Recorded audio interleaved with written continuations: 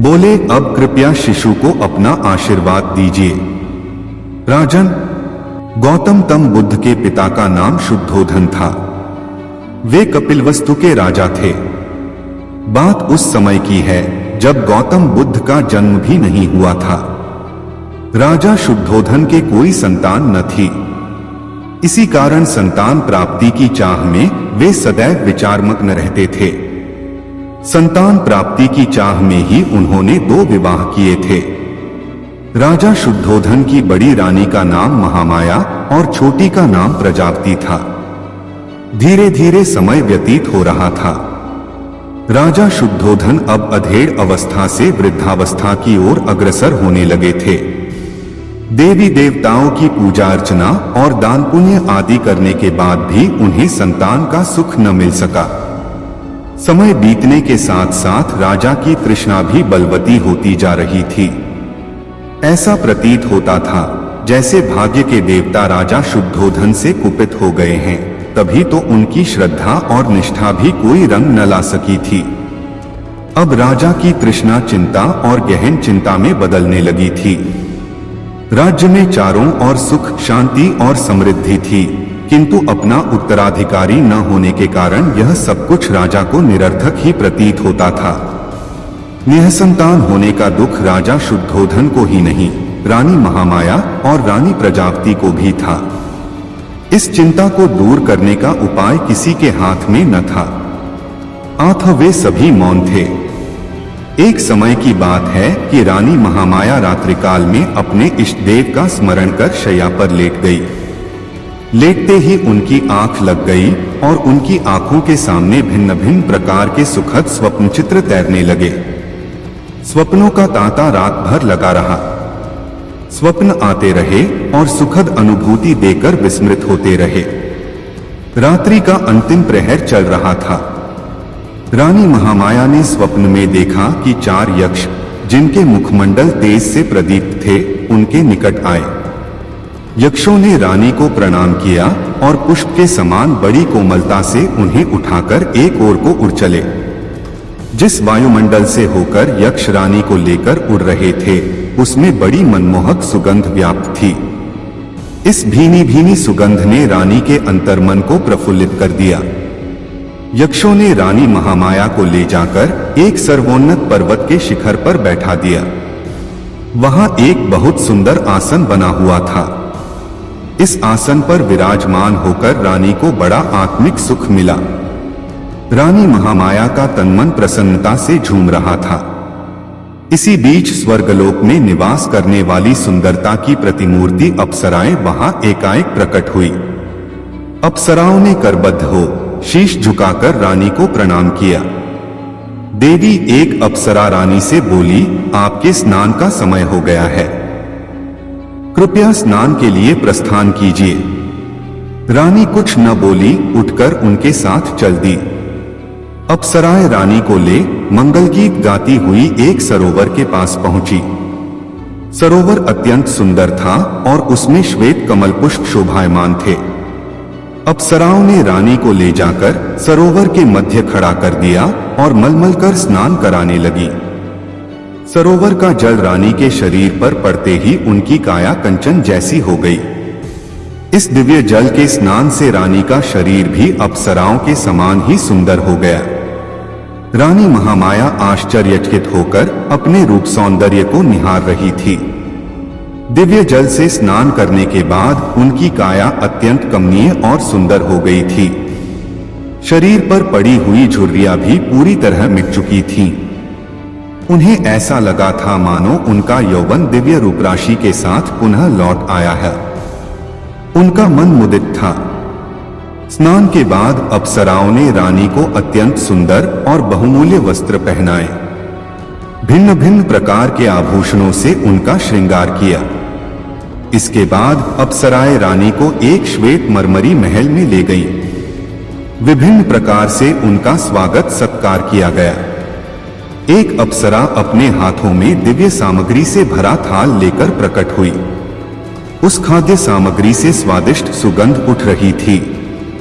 उसने खाद्य सामग्री रानी के सामने प्रस्तुत की। जब रानी ने उसका स्वाद चखा तो उनका तनमन आह्लादित हो उठा। दिव्य खाद्य सामग्री खिलाने के बाद अप्सराएं रानी महामाया को महल के एक दूसरे कक्ष में ले गई। उस कक्ष में एक पुष्पसेज सजी हुई थी। अप्सराओं के आग्रह पर रानी पुष्य सज्जित सेज पर विश्राम करने लगी।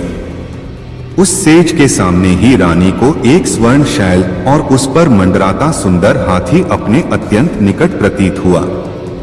हाथी ने कमल पुष्प से रानी के दाएं अंग पर धीरे से प्रहार किया और फिर लघु से लघुतर स्वरूप धरकर वह एकाएक रानी के गर्भ में समा गया।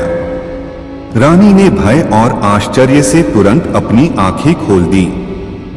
अब रानी को पता चला कि वह स्वप्न देख रही थी। बड़ा ही आश्चर्यचकित कर देने वाला और सुखद स्वप्न था, आंख खुलते ही जिसका समापन हो गया था। जब राज ज्योतिषी ने स्वप्न के फल की गणना कर बताया कि उनके यहाँ एक यशस्वी पुत्र रत्न का जन्म होगा, तो उनको प्रसन्नता की कोई सीमा न रही।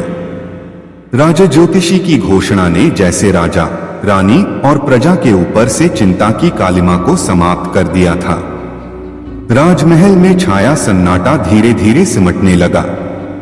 ज्यों ज्यों रानी महामाया का गर्भकाल पूर्ण होने की ओर अग्रसर हो रहा था, त्यों त्यों राजमहल में प्रसन्नता बढ़ती जा रही थी। अब गर्भकाल लगभग पूर्ण होने को था। उस काल की प्रथा के अनुसार रानी अपने प्रथम शिशु को अपने माता पिता के गृह पर ही जन्म देती थी। इसे अत्यंत शुभ माना जाता था। ऐसा ही विचार कर रानी महामाया को उनके माता पिता के पास भेजने की व्यवस्था की गई, ताकि वे प्रथम शिशु को वहीं पर जन्म दे सकें।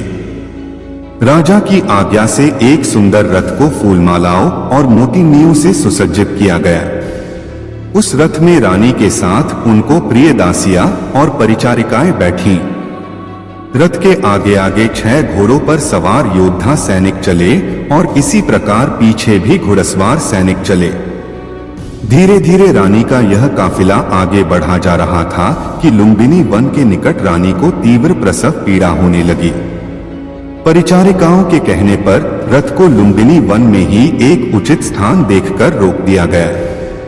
वैशाख मास की पूर्णिमा थी। गगन पर पूर्ण चंद्र जगमगा रहा था। लुम्बिनी वन का कोना कोना जैसे पूर्णिमा की शीतल चांदनी में अपनी मधुरिमा के साथ शोभायमान हो रहा था। इस वैशाख पूर्णिमा को जैसे सदियों से लुम्बिनी वन में इस महान घटना के घटने की ही प्रतीक्षा थी, और प्रतीक्षा की घड़ियां धीरे धीरे समाप्त होती जा रही थीं। यह घटना ईसा से लगभग 564 वर्ष पूर्व की है। रानी महामाया प्रसव पीड़ा से आकुल लुम्बिनी वन में पुष्पों से आच्छादित वृक्ष के नीचे विश्राम कर रही थी। परिचारिकाएं उनकी तरह तरह से सेवा शुश्रूषा कर रही थीं। प्रकृति द्वारा निर्धारित शुभ घड़ी और शुभ पलों में रानी महामाया ने एक सुंदर स्वस्थ शिशु को जन्म दिया। शिशु के जन्म की शुभ सूचना अविलंब कपिलवस्तु भेज दी गई। कपिलवस्तु में राजा शुद्धोधन और रानी प्रजापति के हर्ष की सीमा न थी। पूरा राजमहल विभिन्न प्रकार के मोतियों, मणिक्यों और दीपमालाओं से सज्जित किया गया। राजा शुद्धोधन और रानी प्रजापति ने पुत्र प्राप्ति से प्रसन्न होकर निर्धनों और ब्राह्मणों को खुले हाथों से दान देना प्रारंभ कर दिया। राजा ने अपनी प्रिय पत्नी महामाया और नवजात शिशु को लुम्बिनी वन से कपिलवस्तु बुला लिया था। राजमहल में उनका बड़े हर्ष के साथ स्वागत किया गया। एक दिन असित ऋषि दरबार में पधारे। राजा शुद्धोधन ने ऋषि का यथायोग्य स्वागत सत्कार किया और नवजात शिशु को आशीर्वाद देने का आग्रह किया। राजन असित ऋषि बोले, आपके पुत्र का भविष्य बड़ा उज्ज्वल प्रतीत होता है। आपकी कृपा का फल है। ऋषिदेव राजा शुद्धोधन सिर झुकाकर बोले, अब कृपया शिशु को अपना आशीर्वाद दीजिए।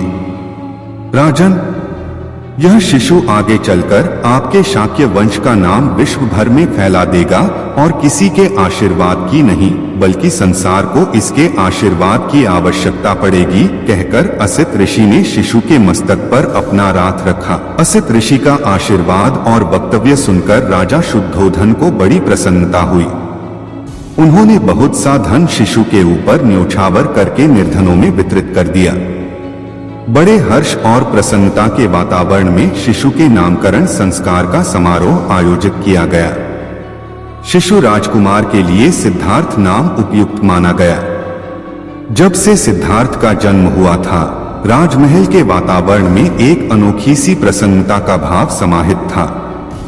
चारों ओर जैसे शिशु सिद्धार्थ का स्पर्श कर मंद सुगंध समीर के झोंके राजमहल में अटखेलियां कर रहे थे। काल की गति बड़ी बलवान होती है और कोई इसे सरलता से नहीं समझ सकता। राजमहल में प्रसन्नता की बयारें बहाकर संभवतः काल कोई विडंबना रच रहा था, तभी तो राजमहल की प्रसन्नता उसे फूटी आंख न सुहा रही थी। कपिलवस्तु के राजमहल में अभी प्रसन्नता और हर्ष का समारोह पूर्ण भी न हुआ था कि काल की गति रुक गई। शिशु सिद्धार्थ की माता रानी महामाया की तबीयत बिगड़ने लगी। रानी महामाया ने शिशु सिद्धार्थ को रानी प्रजापति की गोद में डालते हुए कहा, बहन, संभवतः अब मैं न बचूंगी। नहीं दीदी, ऐसा न कहिए, रानी प्रजापति विलाप करते हुए बोली। प्रजा, मेरी बहन, कृपया शांत हो जाइए और ध्यान से मेरी बात सुनिए। रानी महामाया ने प्रजापति को शांत करते हुए कहा, मेरे पास अधिक समय नहीं है। कहिए दीदी, कहिए, मैं आपकी हर आज्ञा का पालन करूंगी। प्रजा, आज्ञा नहीं, अनुरोध है, कहिए तो दीदी। राजकुमार सिद्धार्थ का अपने पुत्र के समान पालन पोषण करना। मैं इसे तुम्हारे सुपुर्द कर रही हूँ।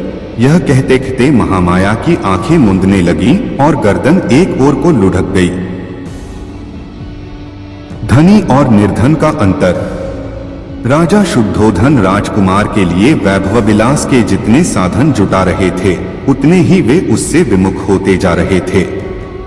एक दिन सिद्धार्थ का बाल सखा बसंतक सिद्धार्थ से बोला, राजकुमार, आपके माता पिता आपसे कितना प्रेम और स्नेह करते हैं। उन्होंने आपके लिए संसार में लगभग सभी सुख उपलब्ध करा दिए हैं। बसंतक सिद्धार्थ बोले, संसार के सभी माता पिता अपनी संतान से प्रेम और स्नेह करते हैं। जिनके माता पिता की जितनी सामर्थ्य होती है, वे अपनी संतान को सुख सुविधाएं उपलब्ध कराते हैं, किंतु यहाँ पर एक गंभीर प्रश्न उठता है। वह क्या? संसार में सभी लोग एक समान क्यों नहीं हैं? किसी के पास धन की मात्रा इतनी अधिक है कि वह इसे कहां खर्च करे नहीं समझ पाता, जबकि दूसरी ओर किसी के पास इतना भी धन नहीं है कि 2 रोटी जुटा सके। संसार में यह अन्याय क्यों? बसंतक, यह तो विधाता की लीला है राजकुमार। यह कहकर बसंतक तो मौन हो गया, किंतु राजकुमार सिद्धार्थ गहरे सोच में पड़ गए। राजकुमार सिद्धार्थ संसार के सभी वैभव विलास के प्रति विरक्ति का भाव रखते थे। यह देखकर राजा शुद्धोधन चिंतित हो उठे। उन्हें असित ऋषि और राज ज्योतिषी की भविष्यवाणी याद आने लगी। राजा शुद्धोधन को लगा कि राजकुमार सिद्धार्थ में सम्राट की अपेक्षा संत के गुण अधिक हैं। कहीं वह राज्य का त्याग कर संन्यास ही न ग्रहण कर ले। यह सोचकर राजा चिंतित हो उठे। अब राजा ने ऐसा कोई उपाय करने का निश्चय किया जिससे सिद्धार्थ पूरी तरह सांसारिक हो सके। अतः इस विषय में उन्होंने रानी प्रजापति से भी गहन विचार विमर्श किया। कुछ समय पश्चात रानी प्रजापति बोली, महाराज, राजकुमार सिद्धार्थ को सामान्यतः वैभव विलास की कोई भी सामग्री अपनी ओर आकर्षित नहीं कर पाई। अब अंतिम अस्त्र के रूप में केवल एक ही उपाय है। कैसा अंतिम अस्त्र और कैसा उपाय महारानी? राजा शुद्धोधन उत्सुकता से बोले, अपनी बात पूरी तरह से स्पष्ट करो। देव, अब राजकुमार युवा हो चुके हैं। यदि हम उनका किसी सुंदर राजकुमारी से विवाह कर दें तो वह उसके सौंदर्य पाश में जकड़ा जा सकता है। कदाचित आपकी बात ठीक लगती है महारानी। यदि हम राजकुमार का विवाह कर दें तो वह निश्चय ही विवाह बंधन में जकड़ा जा सकेगा। तब शीघ्र ही राजकुमार के विवाह हेतु स्वयंवर का आयोजन कीजिए। महाराज, हाँ अवश्य, हम ऐसा ही करेंगे, कहते हुए राजा शुद्धोधन के मुखमंडल पर दृढ़ता के भाव छा गए। सिद्धार्थ और यशोधरा। कुछ समय पश्चात ही राजा शुद्धोधन ने अपने निश्चय को कार्यरूप में परिणत कर दिया। अपने राज्य के सभी निकटवर्ती राजाओं को उन्होंने अपनी राजकुमारियों के साथ राजकुमार सिद्धार्थ के स्वयंवर में आने के लिए आमंत्रित किया। राजकुमार सिद्धार्थ अत्यंत सुंदर, उदार और प्रतिभाशाली थे। प्रत्येक राजा अपनी पुत्री का विवाह उनके साथ करने के लिए उत्सुक था। स्वयंवर की तिथि और वार निश्चित कर दिए गए थे। निर्धारित समय पर विभिन्न राज्यों के राजा अपनी पुत्रियों के साथ स्वयंवर में आ विराजे। स्वयंवर मंडप में सभी अभ्यागतों के बैठने और विश्राम की समुचित व्यवस्था की गई थी। मंडप को रंग बिरंगे पुष्प मालाओं से सुसज्जित किया गया था। एक और एक ऊंचे मंच पर राजकुमार सिद्धार्थ बैठे हुए थे। उनके निकट ही रत्नों और मोती माणिक्यों से भरा एक थाल रखा गया था। राजा शुद्धोधन और राज्य के उच्चाधिकारी गण भी मंच पर एक और विराजमान थे। राजा की आज्ञा से स्वयंवर की कार्रवाई आरंभ हुई।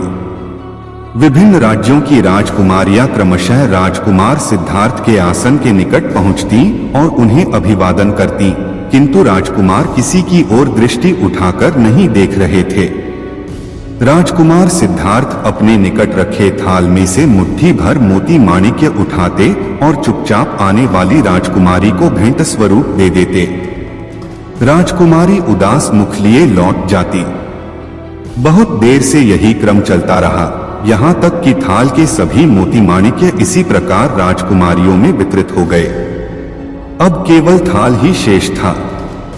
अंततः एक राजकुमारी सिद्धार्थ के पास आई। उसकी आंखें चंचल हिरणी के समान थीं। उसकी पायलों की रूंझुन ने एकाएक राजकुमार सिद्धार्थ को अपनी ओर आकर्षित किया। राजकुमार ने उसकी ओर देखा तो राजकुमारी का मुख लाज की लालिमा से लाल हो गया। इस राजकुमारी का नाम यशोधरा था।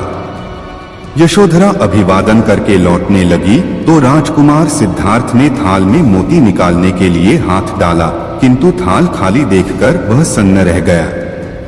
राजकुमार सिद्धार्थ यशोधरा के सौंदर्य को सप्रेम निहार रहे थे, किंतु जब उन्हें मोती माणिक्य से भरा थाल रिक्त मिला तो बहुत संकोच हुआ। वे अपने मंच से उठ खड़े हुए और बिना कुछ सोचे विचारे ही यशोधरा के सामने जा खड़े हुए। तभी सिद्धार्थ ने अपने गले में पड़े बहुमूल्य मुक्ताहार को उतारा और निःसंकोच भाव से यशोधरा के गले में डाल दिया। तभी स्वयंवर स्थल पर मंगल वाद्य बजने लगे और महाराज शुद्धोधन एवं राजकुमार सिद्धार्थ की जय जयकार गूंजने लगी। राजा शुद्धोधन ने आसन से खड़े होकर उपस्थित सभी गण्यमान्य जनों का आभार व्यक्त किया और राजकुमार सिद्धार्थ का राजकुमारी यशोधरा से विवाह करने की घोषणा कर दी। राजकुमारी यशोधरा के पिता ने भी उपस्थित जनों का धन्यवाद करते हुए राजा शुद्धोधन की घोषणा का अनुमोदन किया। इस विवाह घोषणा को सुनकर उपस्थित जनों को बड़ा हर्ष हुआ, किंतु वहां पर कम से कम एक व्यक्ति ऐसा भी उपस्थित था जो इस घोषणा से विक्षुब्ध था। देवदत्त का विरोध। देवदत्त के मुख पर गहरे विषाद और क्षोभ के भाव थे। वह शीघ्रता से चलकर यशोधरा के पिता के पास पहुंचा और उनसे बोला, राजन, आपने तो यह प्रतिज्ञा की थी कि जो भी वीर पुरुष अस्त्र शस्त्र के संचालन में प्रतियोगिता का मुख्य विजेता रहेगा, उसी के साथ राजकुमारी यशोधरा का विवाह होगा। देवदत्त की बात सुनकर यशोधरा के पिता निरुत्तर हो गए। वास्तव में वे अपनी यह प्रतिज्ञा विस्मृत कर बैठे थे। अब उन्होंने तुरंत राजा शुद्धोधन से बात की और अस्त्र शस्त्र की प्रतियोगिता आयोजित करने का अनुरोध किया। राजा शुद्धोधन ने अनुरोध स्वीकार कर लिया। सभी जनों का विचार था कि राजकुमार सिद्धार्थ कोमल हृदय का और अहिंसा में विश्वास करने वाला राजकुमार है और वह इस प्रतियोगिता में सहज ही पराजित हो जाएगा, परंतु हुआ इसके विपरीत। राजकुमार सिद्धार्थ ने अपने सभी प्रतिद्वंद्वियों को पराजित करके प्रथम विजेता का पद प्राप्त किया। राजकुमार सिद्धार्थ से पराजित होकर देवदत्त लज्जा से सिर झुकाकर वहां से चला गया। अपने राजकुमार की जीत पर राजा शुद्धोधन, रानी प्रजापति और सभी प्रजाजनों को आश्चर्य मिश्रित प्रसन्नता हुई। अब यशोधरा के पिता ने प्रसन्नतापूर्वक अपनी पुत्री का विवाह राजकुमार सिद्धार्थ के साथ कर दिया। यशोधरा सिद्धार्थ जैसा सुंदर, गुणवान और प्रतिभा संपन्न वीर पति पाकर बड़ी प्रसन्न थी। इसी प्रकार सिद्धार्थ भी यशोधरा जैसी सुंदर, सुशील और सलज्ज अर्धांगिनी पाकर जैसे फूला न समाया था।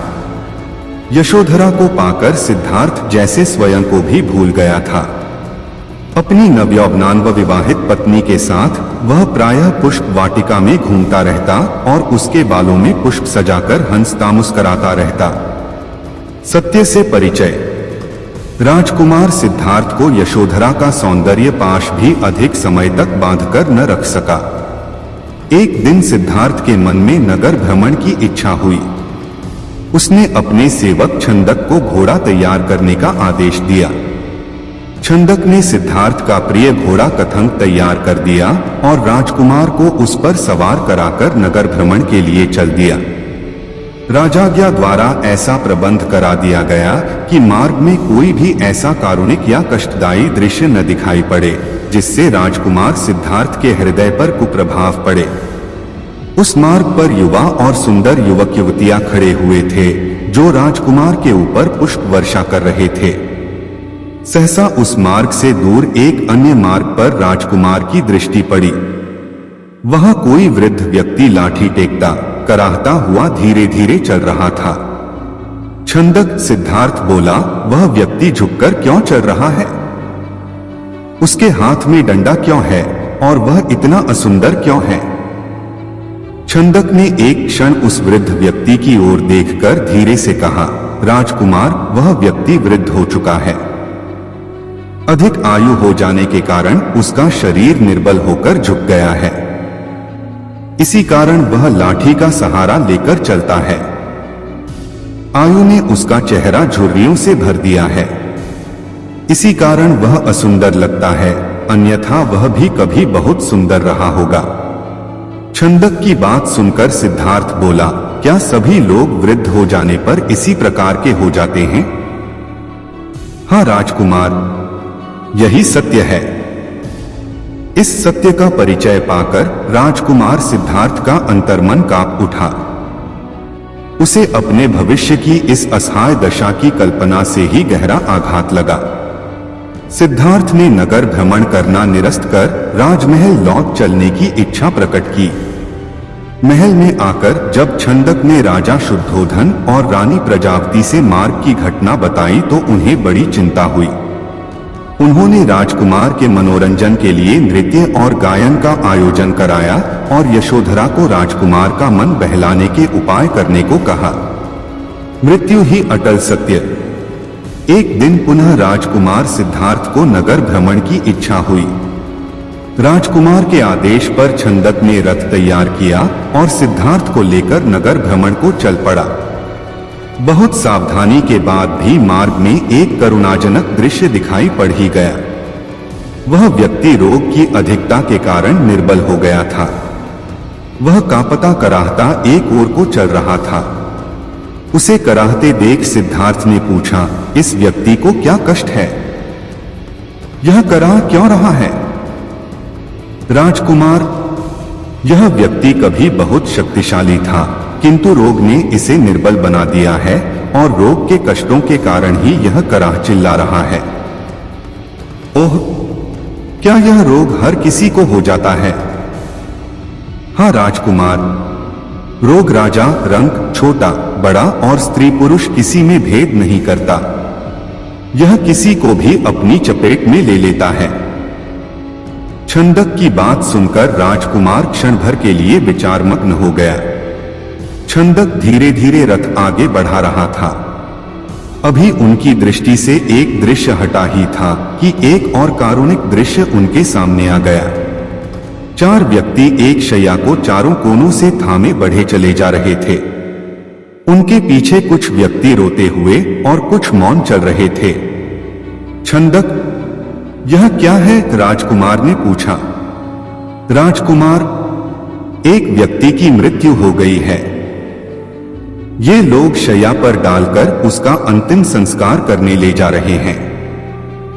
जो व्यक्ति उसके पीछे रोते हुए चल रहे हैं वे मरने वाले के परिजन हैं। इस व्यक्ति की मृत्यु क्यों हो गई? छंदक। राजकुमार, मृत्यु तो अटल सत्य है। यह तो संसार के सभी प्राणियों को आनी है। तब क्या मैं, यशोधरा, महाराज आदि सभी मृत्यु को प्राप्त होंगे? अवश्य राजकुमार, कुछ समय पहले या बाद में सभी प्राणियों की मृत्यु होनी निश्चित है। जो जन्म लेता है वह मृत्यु को अवश्य प्राप्त होता है। छंदक की बात सुनकर सिद्धार्थ मौन हो गया। रथ धीरे धीरे आगे बढ़ रहा था। राजकुमार सिद्धार्थ की आंखों के सामने दृश्य लगातार बदलते जा रहे थे। सिद्धार्थ अभी विचारमग्न ही था कि आगे से भगवा वस्त्र धारण किए एक व्यक्ति आता हुआ दिखाई दिया। तप और साधना से उस व्यक्ति का मुखमंडल दमक रहा था। उसके होठों पर स्थायी मुस्कान विराजमान थी। सिद्धार्थ ने उसे देखकर पूछा, छंदक, यह प्रसन्नचित्त और तेजस्वी पुरुष कौन है? राजकुमार, यह तपस्वी सन्यासी है। यह संसार के रागद्वेष से मुक्त है। संसार में कुछ भी होता रहे यह सदैव निर्लिप्त रहता है। इसी कारण यह सदैव प्रसन्न रहता है। अब राजकुमार सिद्धार्थ ने मन ही मन विचार किया कि इस संसार के भोग विलास में कुछ नहीं रखा। अब मैं भी इस संसार में निर्लिप्त होकर सन्यासी ही बनूंगा। यह विचार कर उसे कुछ संतुष्टि मिली। सत्य की खोज। राजकुमार सिद्धार्थ ने मन ही मन ठान लिया था कि अब उन्हें भी संसार का मोह त्याग कर सन्यासी हो जाना है। सांसारिक सुख, ऐश्वर्य और वैभव विलास में जीवन को व्यर्थ नष्ट करना उचित नहीं है। संसार के रिश्ते नातों और वैभव प्रदर्शन से उन्हें गहन विरक्ति होने लगी।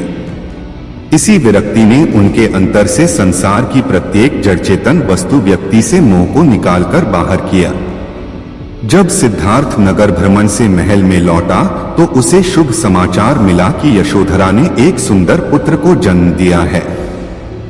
इसी उपलक्ष्य में सारे महल में मंगल गीत गाए जा रहे थे और महल को ही नहीं राज्य भर को तरह तरह से सजाया जा रहा था। महाराज शुद्धोधन और महारानी प्रजापति की प्रसन्नता की कोई सीमा न थी, किंतु इस शुभ समाचार को सुनकर भी राजकुमार सिद्धार्थ ने कोई प्रतिक्रिया व्यक्त न की। ऐसा लगता था कि उनके मन में निर्लिप्तता की भावना अपनी जड़ें जमा चुकी थी। सांसारिकता से उनका पूर्णतया मोह भंग हो गया था। राजमहल में तरह तरह के उत्सव और नृत्य गान के आयोजन हो रहे थे, किंतु किसी भी आयोजन में सिद्धार्थ का मन न लगा। सिद्धार्थ को पुत्र होने की न तो प्रसन्नता हुई और न ही शोक हुआ। जब शिशु का नामकरण किया गया तो वे मौन ही रहे, निर्लिप्त ही रहे। शिशु का नाम राहुल रखा गया। राहुल अभी अत्यंत छोटा ही था कि सिद्धार्थ ने गृह त्याग कर सत्य की खोज में निकलने का निर्णय किया। यह आषाढ़ की पूर्णिमा थी। चांद पृथ्वी पर अपनी शीतल छटा बिखेर रहा था। सिद्धार्थ ने औतम बार राहुल और यशोधरा की ओर देखा और राजमहल छोड़कर बाहर निकल आए। सिद्धार्थ ने अपने सेवक छंदक को निद्रा से जगाया और रथ तैयार करने को कहा। छंदक ने सोचा, संभवत स्वामी इस समय भ्रमण करने की इच्छा रखते हैं। उसने तुरंत रथ तैयार कर दिया। रथ में सवार होकर सिद्धार्थ ने खंदक को वन की ओर चलने को कहा। अनोमा नदी के निकट जंगल में जाकर सिद्धार्थ ने छंदक से रथ रोकने को कहा। रथ रुकते ही वे रथ से नीचे आ गए। सिद्धार्थ ने अपने सभी राजसी अलंकरण और वस्त्र उतारकर छंदक को सौंपे और उसे महल लौट जाने का आदेश दिया। सिद्धार्थ का आदेश सुनकर छंदक फूट फूट कर रोने लगा।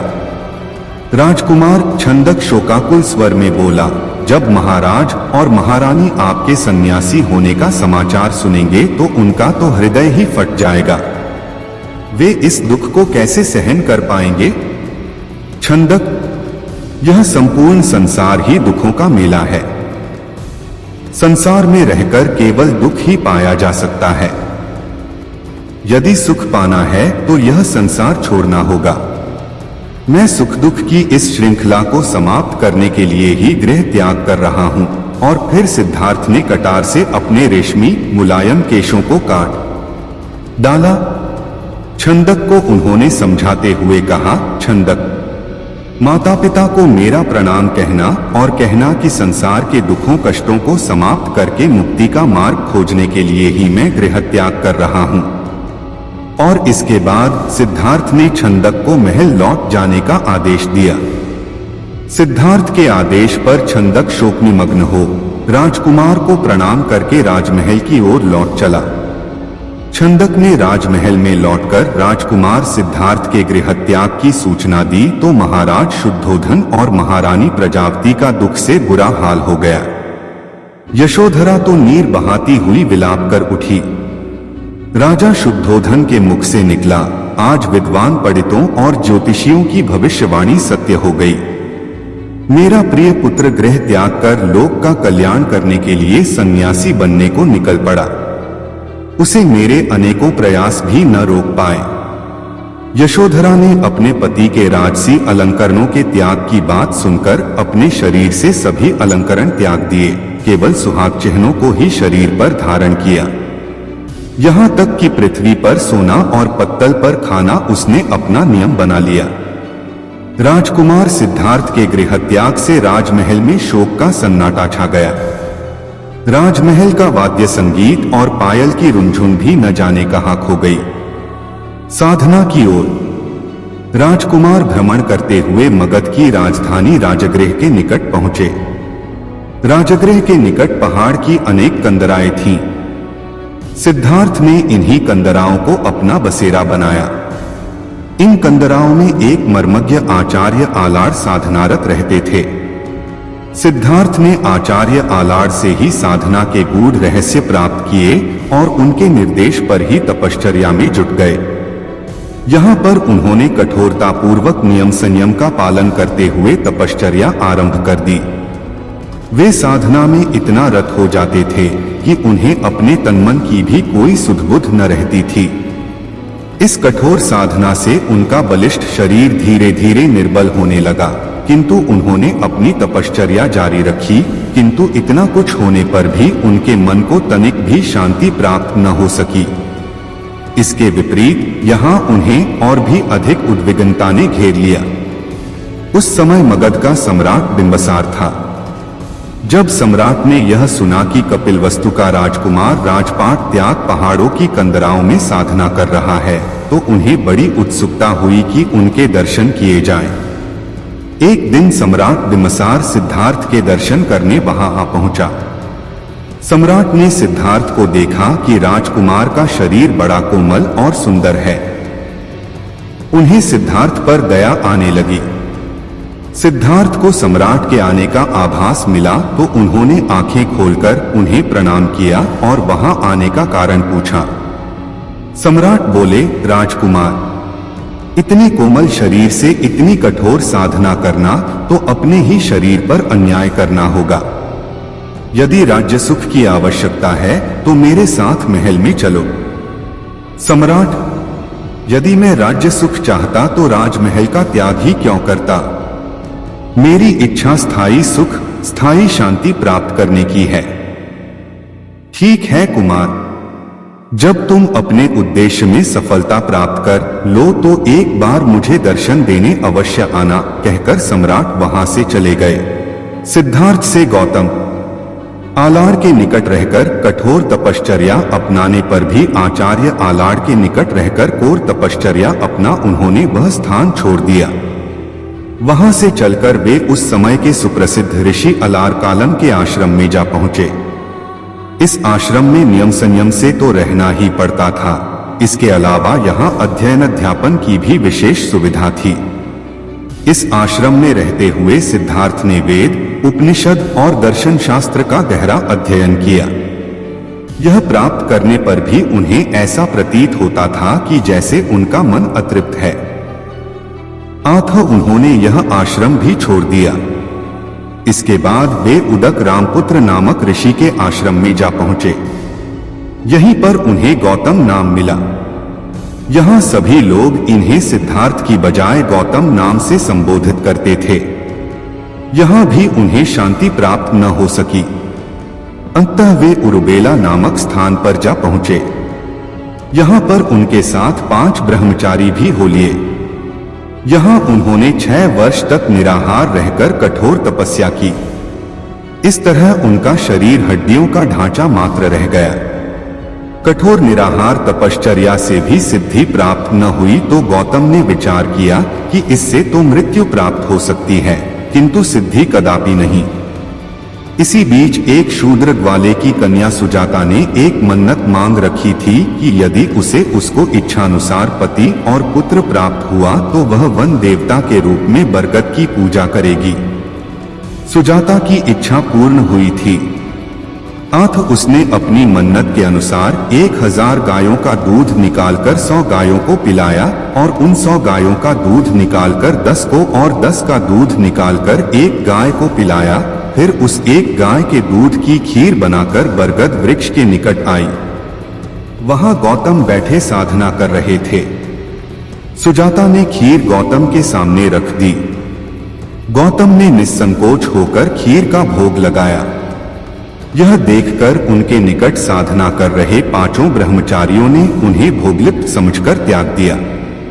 अल्प मात्रा में खीर को भोग लगाकर गौतम को संतुष्टि मिली और उन्होंने पुनः साधना आरंभ कर दी। खीर का भोग लगाकर जब गौतम का मन साधना में भली प्रकार रत न हुआ तो वे निरंजना फल्गु नदी के पास पीपल के वृक्ष के नीचे साधना में रत हो गए। साधना करते हुए उनका मन चंचल हो उठता था। उन्हें कभी अपने माता पिता, कभी पत्नी पुत्र तो कभी राजमहल आकर्षित करने लगते, किंतु उन्होंने संयम न छोड़ा। मन पर विजय प्राप्त करके वे ध्यान की पहली अवस्था तक जा पहुंचे। धीरे धीरे उन्होंने ध्यान की चारों अवस्थाओं को प्राप्त कर लिया। अब भूत भविष्य सभी उनके सामने चलचित्र के समान प्रकट होने लगे थे। उस समय रात्रि का 3रा प्रहर चल रहा था। चारों ओर नीरव सन्नाटे का साम्राज्य था। उस गहन शांति के बीच गौतम को अपने अंतर में एक अनूठा प्रकाश जगमगाता प्रतीत हुआ। अनुपम ज्ञान की ज्योति उनके अंतर्मन को आलोकित करती प्रतीत हुई। तभी उन्हें शाश्वत सत्य के दर्शन हुए। उनके सारे संशय और भ्रम नष्ट हो गए और मन को असीम शांति प्राप्त हुई। गौतम को बोध प्राप्ति।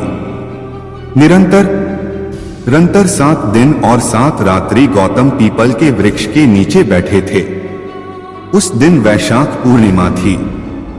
रात्रि में चंद्रमा अपनी शीतल चांदनी से संसार को अमृत तुल्य शीतलता से जगमगा रहा था। इस रात्रि को गौतम को बोध ज्ञान की प्राप्ति हुई और वे गौतम बुद्ध कहलाने लगे। जिस पीपल वृक्ष के नीचे गौतम को बोध की प्राप्ति हुई उसे बोधि वृक्ष कहा गया। बोध गया बिहार के प्राचीन मंदिर के पीछे आज भी यह बोधि वृक्ष और वज्रासन विद्यमान है। गौतम को जिस समय बोध की प्राप्ति हुई उस समय उनकी आयु 35 वर्ष थी।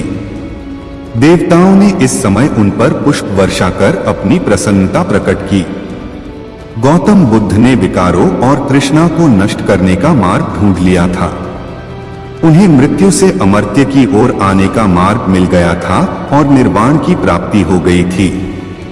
संसार के रोग शोक हर्ष विषाद अब गौतम बुद्ध के ऊपर कोई प्रभाव नहीं डाल सकते थे। उन्हें दिव्य ज्ञान की प्राप्ति हो गई थी और उसी दिव्य ज्ञान की छटा बिखेरने के लिए वे भ्रमण को निकल पड़े। जो 5 ब्रह्मचारी गौतम बुद्ध को भोग लिप्त मानकर त्याग आए थे वे एक स्थान पर साधना कर रहे थे। भ्रमण करते हुए गौतम बुद्ध उधर से आ निकले। 5 ब्रह्मचारियों ने गौतम बुद्ध की दिव्य मुख मुद्रा देखी तो चकित रह गए। वे समझ गए थे कि उन्हें बोध की प्राप्ति हो गई है। वे 5 गौतम बुद्ध के चरणों पर गिर पड़े। बुद्ध ने उन्हें अपना शिष्य बना लिया और उन्हें उपदेश दिया। इस उपदेश में बुद्ध ने कहा, धर्मपरायण जीवन जीने के लिए मर्यादा का पालन करो, तृष्णा को त्याग दो और जाति पाति के भेदभाव को समाप्त करो तथा सभी से मृदुल मधुर व्यवहार करो। गौतम बुद्ध का यह उपदेश धर्मचक्र प्रवर्तन कहा गया। यह उपदेश अत्यंत सरल और स्वीकार्य था। इससे सामान्यतः सभी का भला होता था। अतः कुछ ही समय में बुद्ध के सैकड़ों शिष्य बन गए। इसके बाद उन्होंने संपूर्ण देश में धर्म प्रचार आरंभ कर दिया। उन्होंने अपने 60 प्रमुख शिष्यों को धर्म प्रचार के लिए चारों दिशाओं में भेज दिया। गौतम बुद्ध वर्णभेद, रूढ़िवाद और यज्ञ के लिए की जाने वाली हिंसा के विरुद्ध थे। वे कहा करते थे, हिंसा मानवीय धर्म नहीं है। यदि बलि देने की इच्छा है तो प्राणी मात्र की बलि देने की अपेक्षा अपने विकारों और वासनाओं की बलि दो। हिंसा करके, बलि देकर शुभत्व की प्राप्ति नहीं हो सकती। गौतम बुद्ध ने जाति भेद और वर्ण व्यवस्था का भी विरोध किया। इस बारे में वे कहा करते थे, जन्म से कोई भी मनुष्य न तो ब्राह्मण और न ही शूद्र। मैं न ब्राह्मण हूं, न क्षत्रिय हूं, न वैश्य हूं और न शूद्र। ये सभी धर्म के आडंबर मात्र हैं। मैं एक सामान्य जन हूं। जब कोई व्यक्ति संघ में सम्मिलित होता तो उससे उसके जाति धर्म के बारे में कुछ भी नहीं पूछा जाता था। उससे केवल 3 बार निम्न उच्चारण कराया जाता था, बुद्धं शरणं गच्छामि, संघ शरणं गच्छामि, धर्म शरणं गच्छामि। यह सूत्र उच्चारण करने पर श्रद्धालु को संघ में सम्मिलित कर लिया जाता। यक्ष का उत्पात। श्रावस्ती नगर के अड़विक गांव में एक बड़ा दुर्दांत यक्ष रहता था, एक पीपल वृक्ष के ऊपर जिसका वास था। वह नित्य एक प्राणी की जान लेता था। लोग उसके भय से क्रमवार व्यक्ति को उसके पास भेजते थे। प्रभु गौतम जनता के हित में उस दुष्ट से पीछा छुड़ाने के लिए एक बार उस गांव में गए। लोगों ने उनको यक्ष के बारे में विस्तार से बताया। प्रभु ऐसा सुन वहां पर गए जहां उसका वास था। तथागत ने उसी पीपल वृक्ष के नीचे अपना आसन लगा लिया और बैठ गए। उसने प्रभु को वहां बैठा देखा तो समझ गया कि मेरा आहा आ गया। वह वृक्ष के नीचे उतरा और कटार लेकर प्रभु को मारने दौड़ा। जो ही उसको दृष्टि प्रभु के मुख की ओर गई, वह उसी समय प्रभु के चरणों में गिर पड़ा और गौतम के उपदेश से उसने हमेशा के लिए हिंसा का त्याग कर दिया। साधु का नुस्खा। एक समय गौतम बुद्ध अपने शिष्यों के साथ भ्रमण कर रहे थे। भ्रमण करते समय सभी एक स्थान पर विश्राम के लिए बैठ गए। समय बिताने के लिए भगवान बुद्ध ने अपने शिष्यों को एक कथा सुनाई। किसी नगर में एक व्यक्ति रहता था। उसने परदेश के साथ व्यापार किया। मेहनत फली कमाई हुई और उसकी गिनती सेठों में होने लगी। महल जैसी हवेली बन गई। वैभव और बड़े परिवार के बीच उसका जीवन बड़े आनंद से बीतने लगा। एक दिन किसी दूसरे नगर से उसका एक संबंधी आया। बातचीत के बीच उसने बताया कि उसके यहाँ का सबसे बड़ा सेठ गुजर गया। बेचारे की लाखों की धन संपत्ति पड़ी रह गई। बात सहज भाव से कही गई थी, पर उस आदमी के मन को डगमगा गई। हाँ, उस सेठ की तरह एक दिन वह भी तो मर जाएगा। उसी क्षण से उसे बार बार मौत की याद सताने लगी। हाँ, मौत आएगी, उसे ले जाएगी और सब कुछ यही छूट जाएगा। मारे चिंता के उसकी देह सूखने लगी।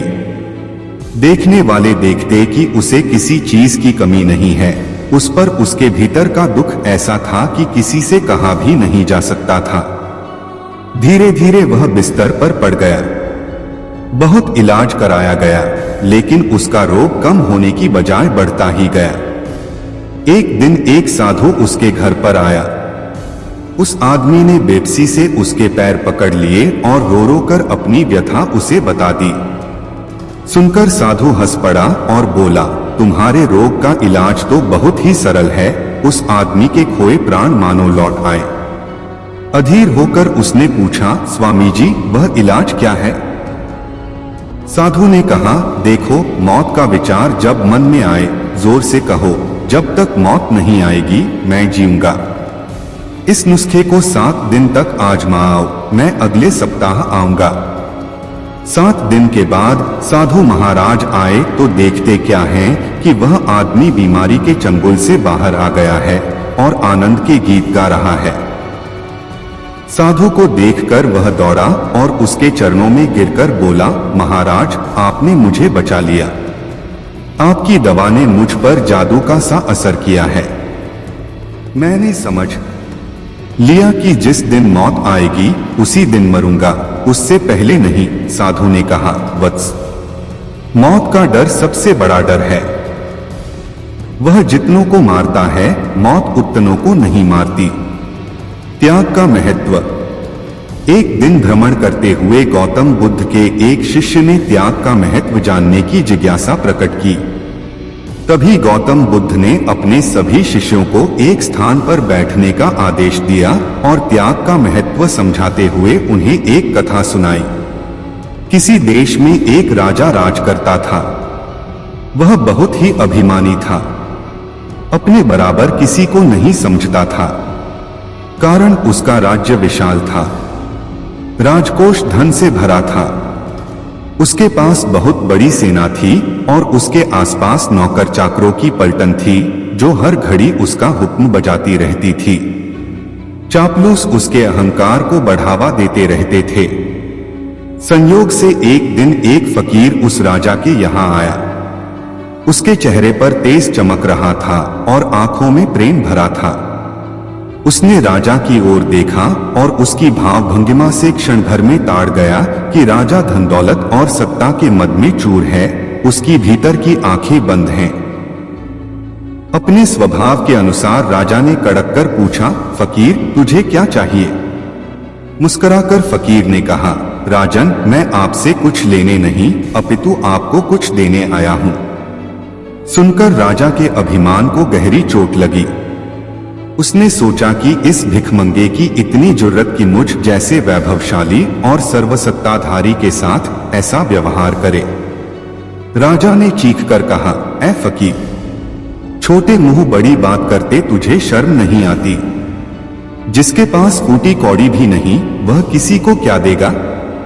जो स्वयं दर दर से भीख मांगता है वह राजा की बराबरी क्या करेगा? फकीर राजा की गोक्ति सुनकर हंसता हुए बोला, आप ठीक कहते हैं महाराज, आपके पास बहुत कुछ है जो मेरे पास नहीं है। पर राजन अकिंचन के पास भी कुछ होता है जो दुनिया की माया से अधिक महत्व रखता है। राजा की आंखों में खून उतर आया।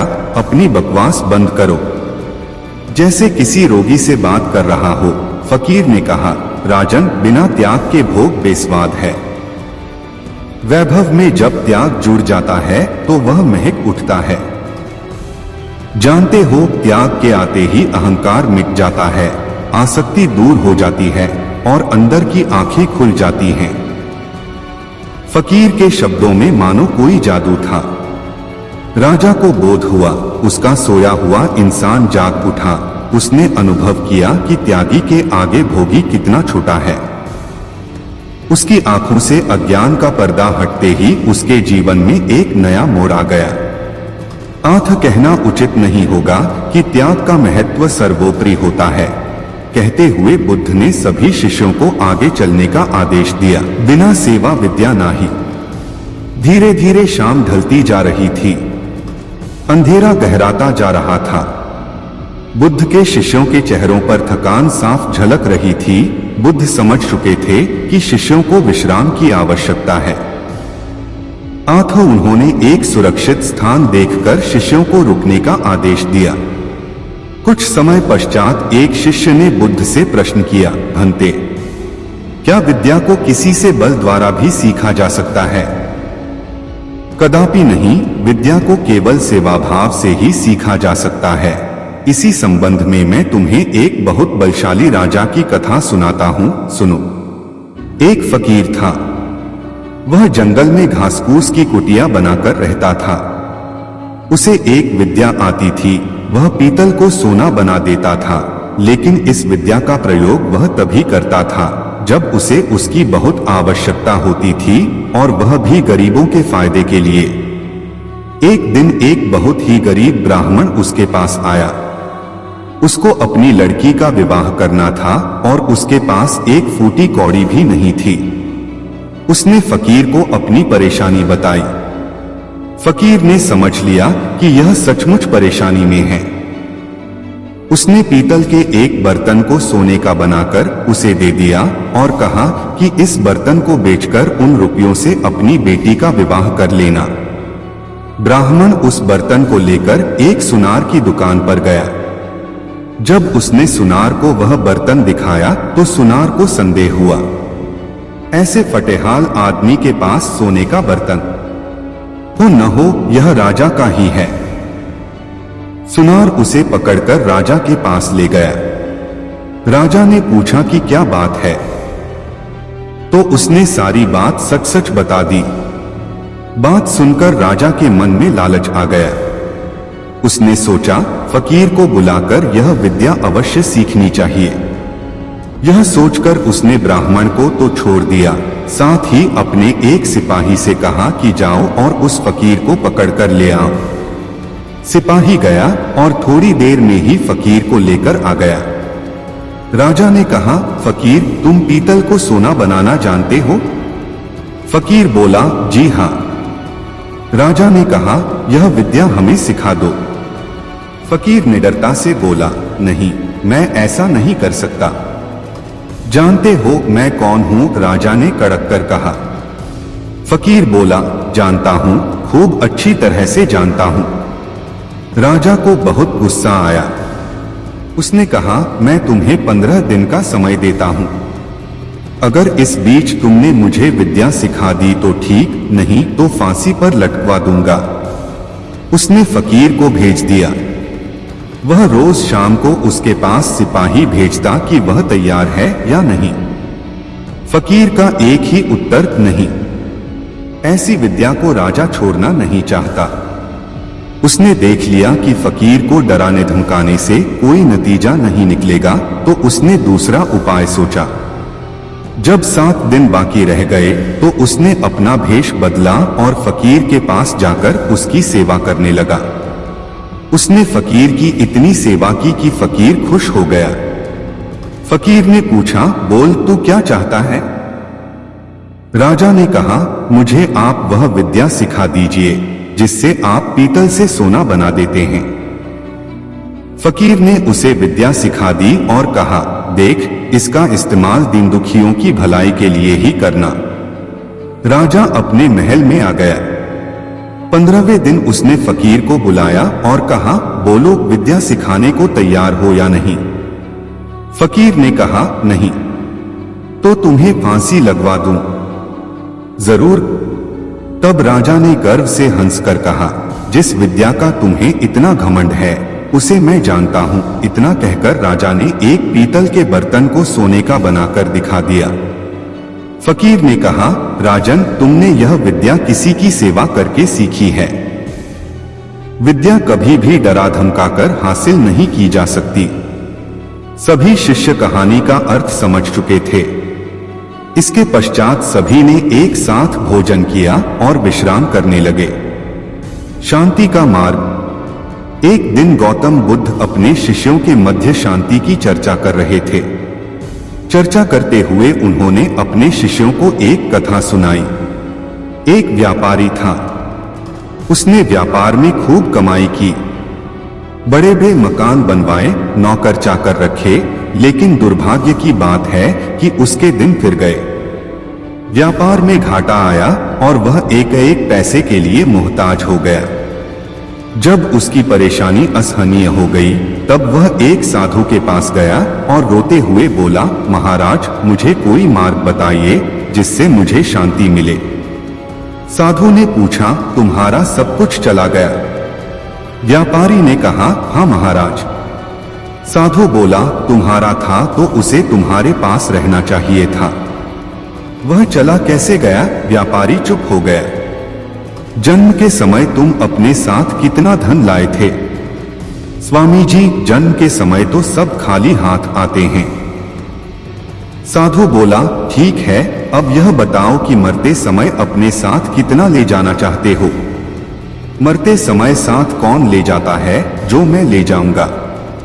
साधु बोला, जब तुम खाली हाथ आए थे और खाली हाथ जाओगे तो फिर चिंता किस बात की करते हो? व्यापारी ने कहा, महाराज, जब तक मौत नहीं आती तब तक मेरी और मेरे घर वालों की गुजर बसर कैसे होगी?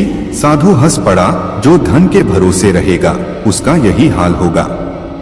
तुम्हारे हाथ पैर तो हैं, उन्हें काम में लाओ। पुरुषार्थ सबसे बड़ा धन है।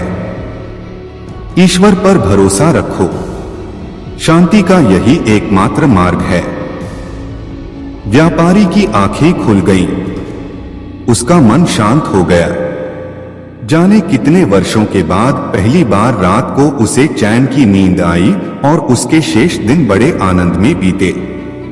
प्रातःकाल दैनिक कार्यों से निवृत्त होकर गौतम बुद्ध के सभी शिष्य एकत्र हो गए। गौतम बुद्ध ने संदेश देना आरंभ किया। बोले, आज मैं तुम्हें ऐसे व्यक्ति की कथा सुनाता हूँ जिसके पास सब कुछ होते हुए भी वह दुखी था।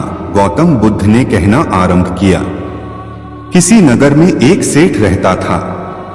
उसके पास लाखों की संपत्ति थी, बहुत बड़ी हवेली थी, नौकर चाकर थे। फिर भी सेठ के मन को शांति नहीं थी। एक दिन किसी ने उसे बताया कि अमुक नगर में एक साधु रहता है। वह लोगों को ऐसी सिद्धि प्राप्त करा देता है कि उससे मनचाही वस्तु मिल जाती है। सेठ उस साधु के पास गया और उसे प्रणाम करके निवेदन किया, महाराज, मेरे पास धन की कमी नहीं है, पर फिर भी मेरा मन बहुत अशांत रहता है। आप कुछ ऐसा उपाय बता दीजिए कि मेरी अशांति दूर हो जाए। सेठ ने सोचा कि साधु बाबा उसे कोई ताबीज दे देंगे या और कुछ कर देंगे जिससे उसकी इच्छा पूरी हो जाएगी, लेकिन साधु ने ऐसा कुछ भी नहीं किया। अगले दिन उसने सेठ को धूप में बिठाए रखा और स्वयं अपनी कुटिया के अंदर छाया में जाकर चैन से बैठा रहा। गर्मी के दिन थे। सेठ का बुरा हाल हो गया। उसको बहुत गुस्सा आया, पर वह उसे चुपचाप पी गया। दूसरे दिन साधु ने कहा, आज तुम्हें दिन भर खाना नहीं मिलेगा। भूख के मारे दिन भर सेठ के पेट में चूहे कूदते रहे। अन्न का एक दाना भी उसके मुंह में नहीं गया, लेकिन उसने देखा कि साधु ने तरह तरह के पकवान उसी के सामने बैठकर बड़े आनंद से खाए। सेठ सारी रात परेशान रहा। उसे एक क्षण को भी नींद नहीं आई। वह सोचता रहा कि साधु तो बड़ा स्वार्थी है। तीसरे दिन सवेरे ही उठकर उसने अपना बिस्तर बांधा और चलने को तैयार हो गया। तभी साधु बाबा उसके सामने आकर खड़े हो गए और बोले, सेठ क्या हुआ? सेठ ने कहा, मैं यहाँ बड़ी आशा लेकर आपके पास आया था, लेकिन मुझे यहाँ कुछ नहीं मिला। उल्टे ऐसी मुसीबतें उठानी पड़ी जो मैंने जीवन में कभी नहीं उठाई।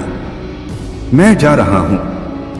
साधु हंसकर बोला, मैंने तुम्हें इतना कुछ दिया, पर तूने कुछ भी नहीं लिया। सेठ ने विस्मय भाव से साधु की ओर देखा और बोला, आपने तो मुझे कुछ भी नहीं दिया।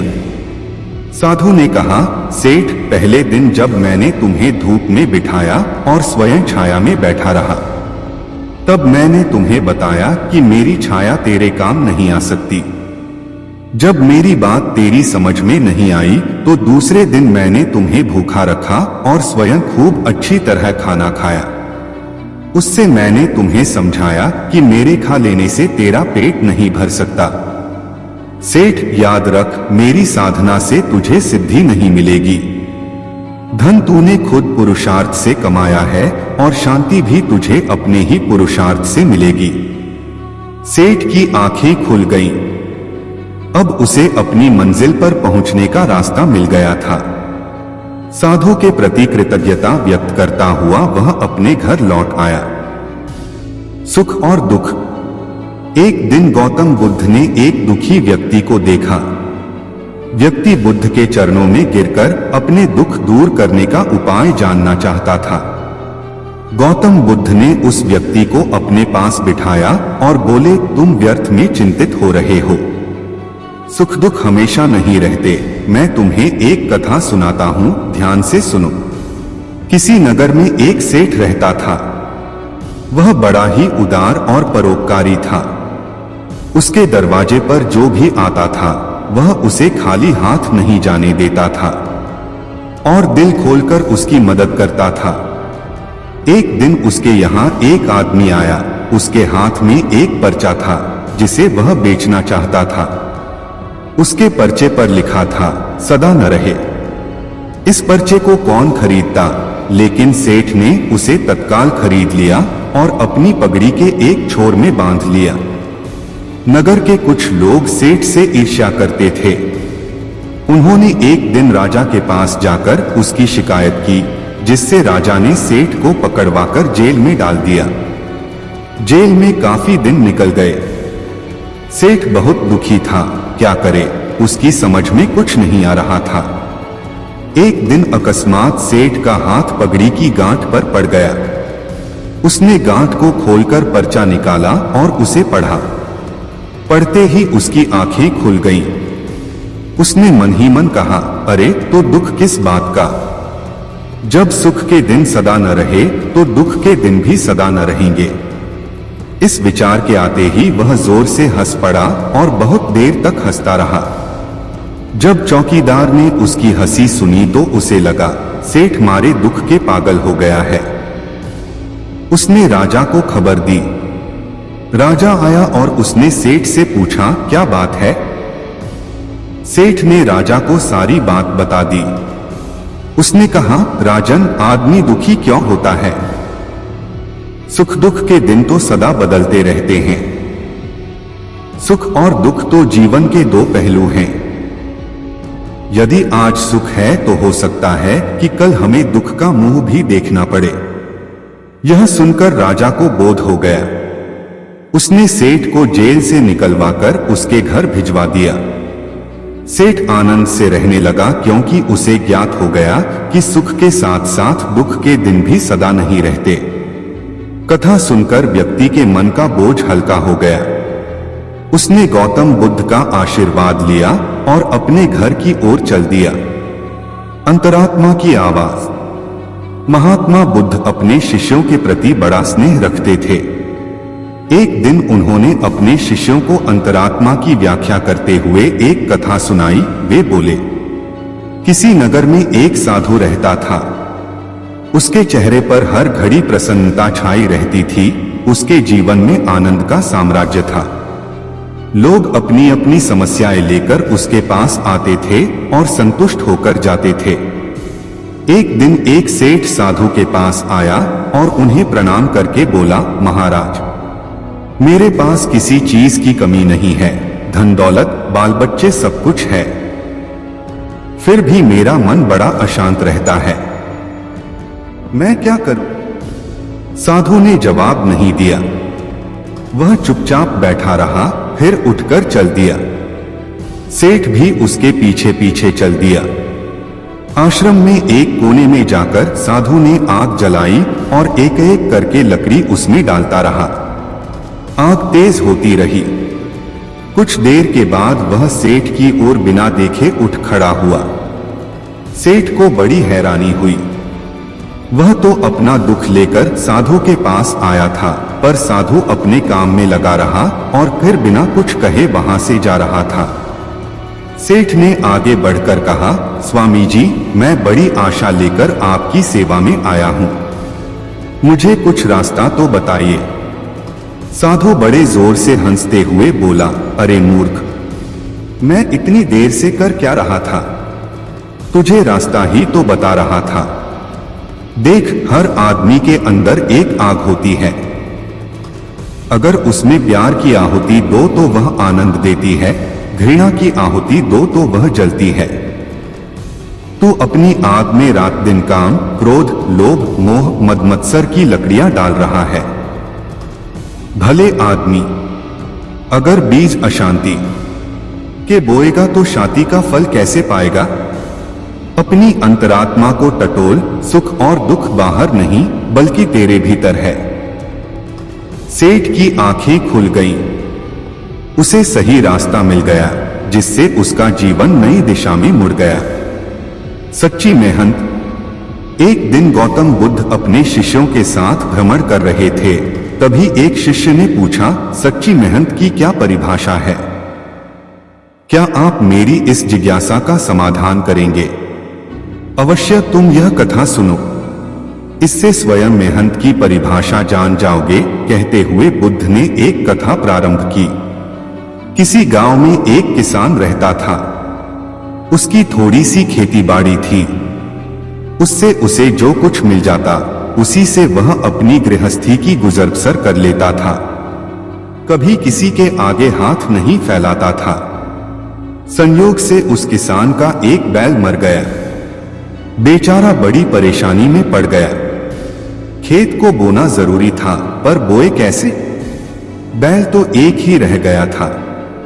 उसने बहुत सोचने के पश्चात एक फैसला किया।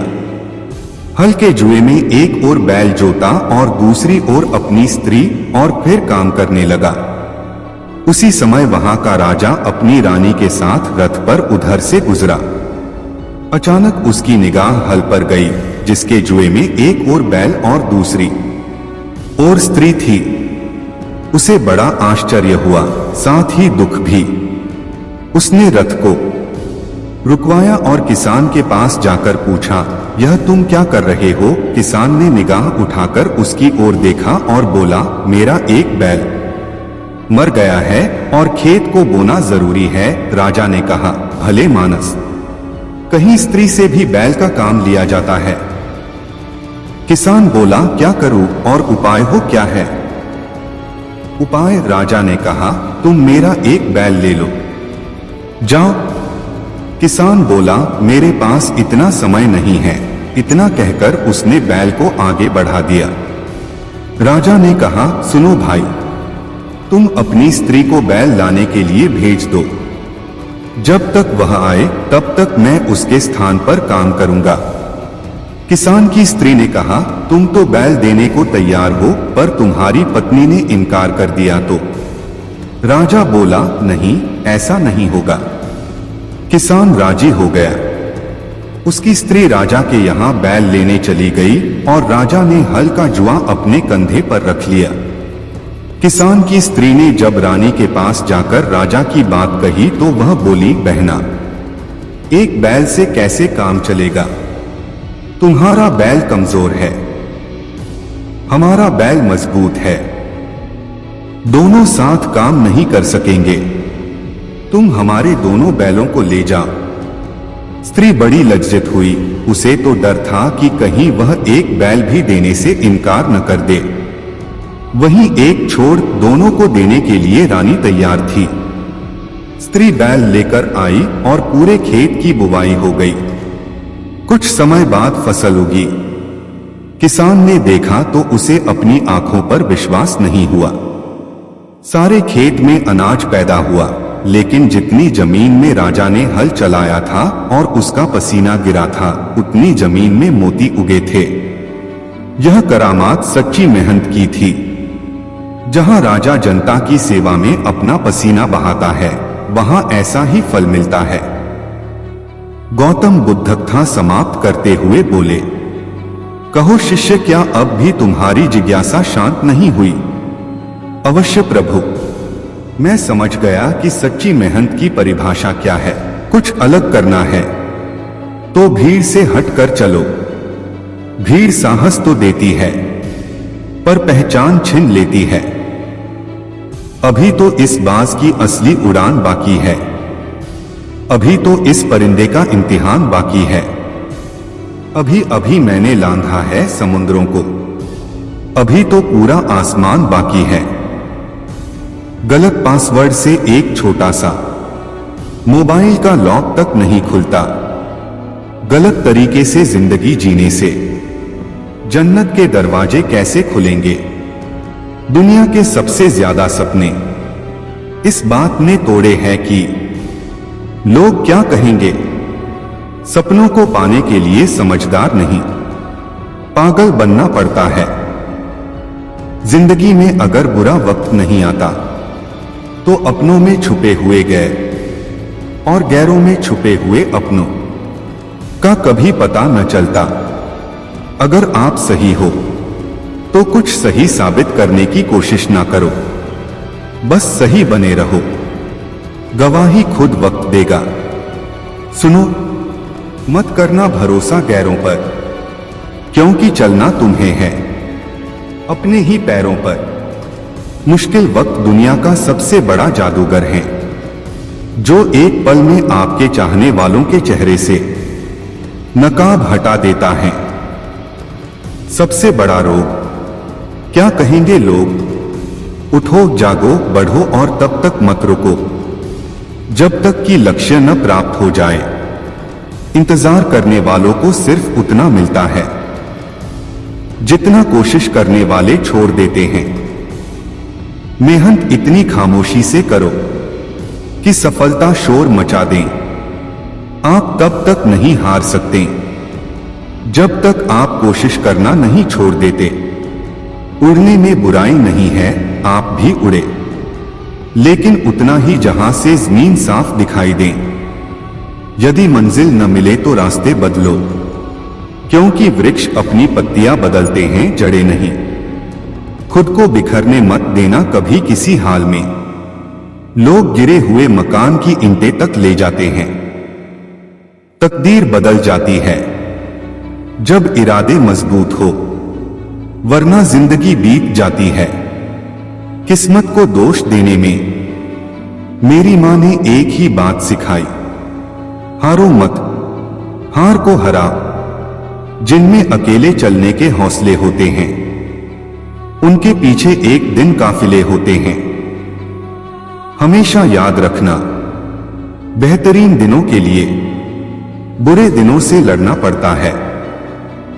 भाग्य को और दूसरों को दोष क्यों देना? जब सपने हमारे हैं तो कोशिशें भी हमारी होनी चाहिए। अकेले ही लड़नी होती हैं जिंदगी की लड़ाई, क्योंकि लोग सिर्फ तसल्ली देते हैं, साथ नहीं। चिंता और तनाव दूर करने का बस एक ही उपाय है, आंखें बंद करके सुबह शाम बोलिए, भाड़ में गई दुनिया। दुनिया का उसूल है, जब तक काम है तब तक तेरा नाम है, वरना दूर से ही सलाम है। किताबों की अहमियत अपनी जगह है जनाब, सबको वही याद रहता है जो वक्त और लोग सिखाते हैं।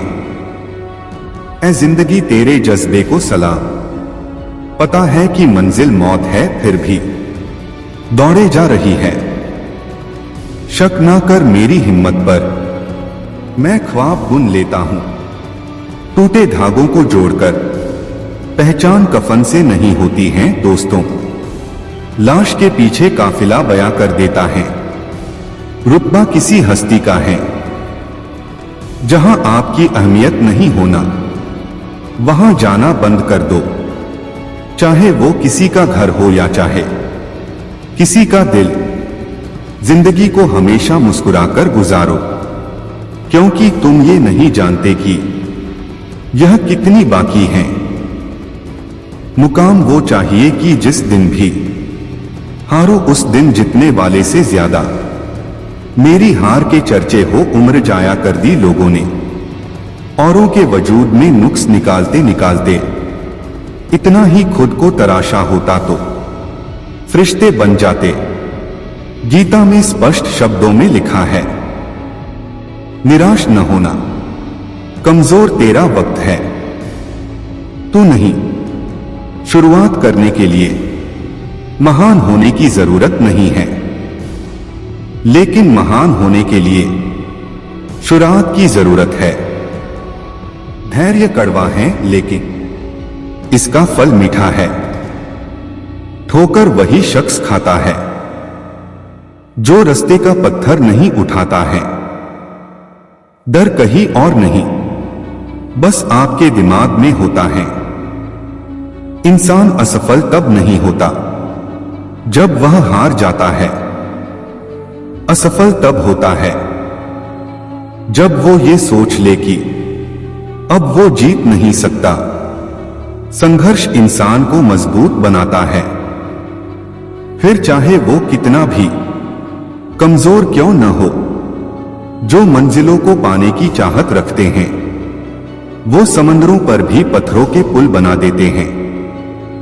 समय ना लगाओ तय करने में आपको क्या करना है, वरना समय तय करेगा आपका क्या करना है। वहां तूफान भी हार जाते हैं जहां कश्तियां जिद पे होती है। आगे बढ़ने के लिए हमेशा अपने बनाए रास्तों को चुनें। लोग आपसे नहीं आपकी स्थिति से हाथ मिलाते हैं। एक ही दिन में पढ़ लोगे क्या मुझे, मैंने खुद को लिखने में कई साल लगाए हैं। जीने का बस यही अंदाज रखो, जो तुम्हें ना समझे उसे नजरअंदाज करो। साइकिल और जिंदगी तभी बेहतर चल सकती है जब चैन हो। मजबूत होने में मजा ही तब है जब सारी दुनिया कमजोर कर देने पर तुली हो। जो लोग अंदर से मर जाते हैं अक्सर वही लोग दूसरों को जीना सिखाते हैं। आग लगाने वालों को कहां खबर, रुख हवाओं ने बदला तो खाक वो भी होंगे। ना मैं गिरा ना मेरी उम्मीदों के मीनार गिरे, पर कुछ लोग मुझे गिराने में कई बार गिरे। जिंदगी को सफल बनाने के लिए बातों से नहीं रातों से लड़ना पड़ता है। वक्त और किस्मत पर कभी घमंड ना करो, सुबह उनकी भी होती है जिन्हें कोई याद नहीं करता। जो मानव अपनी निंदा सुन लेता है वह सारे जगत पर विजय प्राप्त कर लेता है। मेरे साथ बैठकर वक्त भी रोया एक दिन, बोला बंदा तू ठीक है, मैं ही खराब चल रहा हूं। स्वाद जिंदगी के लो जनाब, किसी के भरोसे के नहीं। अंदाजा ताकत का लगाया जा सकता है, किसी के हौसले का नहीं साहब। लोग पीठ पीछे बड़बड़ा रहे हैं, लगता है हम सही रास्ते जा रहे हैं। जिंदगी भी उसे ही आजमाती है जो हर मोड़ पर चलना जानता हो। जाया ना कर अपने अल्फाज हर किसी के लिए, बस खामोश रहकर देख तुझे समझता कौन है। कुछ बनना ही है तो समंदर बनो, लोगों के पसीने छूटने चाहिए। तुम्हारी औकात नापते नापते एक दिन मुझसे लिपटकर समय भी रोएगा, कहेगा तू तो बंदा सही था, मैं ही खराब चल रहा था। मुझे नहीं पता मैं क्या हूं, क्योंकि लोगों ने मेरा ठेका ले रखा है। कड़वा सच, तुम नीचे गिर के देखो, कोई नहीं आएगा उठाने। तुम जरा उड़कर तो देखो, सब आएंगे गिराने। जिस दिन आप अपने हंसी के मालिक खुद बन जाओगे, उस दिन के बाद आपको कोई भी रुला नहीं सकता। मैं बैठूंगा जरूर महफिल में, मगर पीऊंगा नहीं, क्योंकि मेरा गम मिटा दे इतनी शराब की औकात नहीं। हम क्या हैं वो सिर्फ हम जानते हैं, लोग सिर्फ हमारे बारे में अंदाजा ही लगा सकते हैं। लोग वाकिफ हैं मेरी आदतों से, रुतबा कम ही सही पर लाजवाब रखता हूं। देर से बनो पर जरूर कुछ बनो, क्योंकि लोग वक्त के साथ खैरियत नहीं हैसियत पूछते हैं। जब थक जाओ तो आराम कर लो, पर हार मत मानो। जब लोग बदल सकते हैं तो किस्मत क्या चीज है, हर चीज उठाई जा सकती है सिवाय गिरी हुई सोच के। गिरगिट माहौल देखकर रंग बदलता है, और इंसान मौका देखकर सिर्फ सुकून ढूंढिए। जरूरतें कभी खत्म नहीं होंगी, जीवन में पैसा नहीं व्यवहार कमा, क्योंकि शमशान में 4 करोड़ नहीं 4 लोग छोड़ने आएंगे। समुद्र को घमंड था कि वो पूरी दुनिया को डूबा सकता है। इतने में एक तेल की बूंद आई और उस पर तैरकर निकल गई। कुछ गैर ऐसे मिले जो मुझे अपना बना गए, कुछ अपने ऐसे निकले जो गैर का मतलब बता गए। दोनों को शुक्रिया। आंख से गिरे आंसू और नजरों से गिरे लोग कभी नहीं उठा करते। शीशा टूटने के बाद बिखर जाए वो ही बेहतर है, क्योंकि दरारें न जीने देती है और न ही मरने देती है। अपशब्द एक ऐसी चिंगारी है जो कानों में नहीं सीधा मन में आग लगाती है। मनुष्य की सबसे बड़ी शिक्षक उसकी गलतियां होती हैं।